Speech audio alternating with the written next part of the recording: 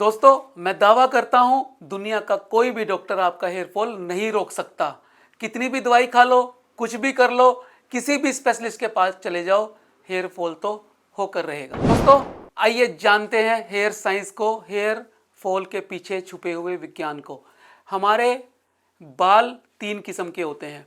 एक होते हैं टर्मिनल हेयर, ये वाले मोटे बाल जिसे हम टर्मिनल हेयर बोलते हैं। एक होते हैं ये बाल वेलस हेयर जो हमारी बॉडी हेयर होते हैं। एक होते हैं लेनुगो हेयर, जब बच्चा माँ के पेट में होता है तो बड़े फाइन हेयर होते हैं और बड़े ही ब्राउन कलर के छोटे छोटे बाल होते हैं।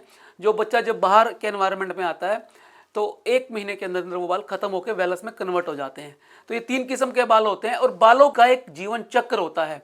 अपने जीवन चक्र में बाल लगभग 2 से 7 उम्र का होता है। जैसे हमारी उम्र होती है 60, 70, 80 साल की, ऐसे ही बाल की भी एक उम्र होती है 2 से 7 साल की, और एवरेज बाल 3 साल की उम्र रखता है। इस 3 साल की उम्र में बाल अलग अलग 3 फेजिस से गुजरता है, 3 चरणों से गुजरता है।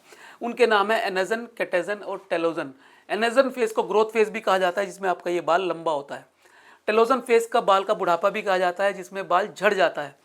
और एक सिर में 1 लाख बाल होते हैं। हमेशा आपके बाल 10% टेलोजन फेज में रहते हैं, यानी झड़ने वाले बाल में। 1 लाख बाल हुए तो 10% का मतलब हो गया 10,000 बाल आपके टेलोजन फेज में होते हैं, झड़ने वाले फेज में। और टेलोजन फेज की उम्र होती है लगभग 3 महीने, लगभग 100 दिन। तो अगर 10,000 से डिवाइड करेंगे 100 को तो 100 आया। तो एक दिन में 100 बाल अमूमन एक आदमी के झड़ते हैं। कम से कम 50 से 60 बाल आपके झड़ते हैं। तो दोस्तों ये उसके पीछे का विज्ञान है। कोई आदमी अगर ये दावा कर दे कि मैं बाल झड़ना पूरी तरह बंद कर सकता हूं तो वो एक झूठा दावा है, वो एक मूर्खता है, क्योंकि इसके पीछे विज्ञान नहीं है, एविडेंस नहीं है। दोस्तों एविडेंस ये है कि एक दिन में 50 से 100 बाल हमारे झड़ते ही हैं।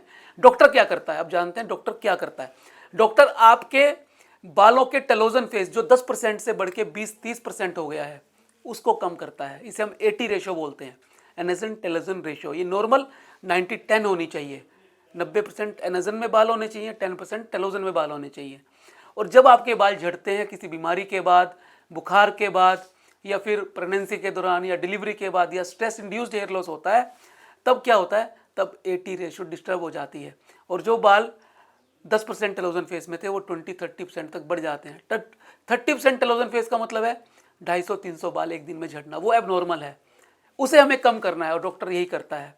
आपकी इन्वेस्टिगेट करेगा, ट्राइकोस्कोपी टेस्ट करेगा, ब्लड इन्वेस्टिगेट करेगा, आपकी बीमारी के हिसाब से किस कारण से बाल टेलोजन फेस में ज़्यादा गए हैं उसको वो रिवर्स करेगा, लेकिन एबनॉर्मल बालों को, नॉर्मल बालों को नहीं।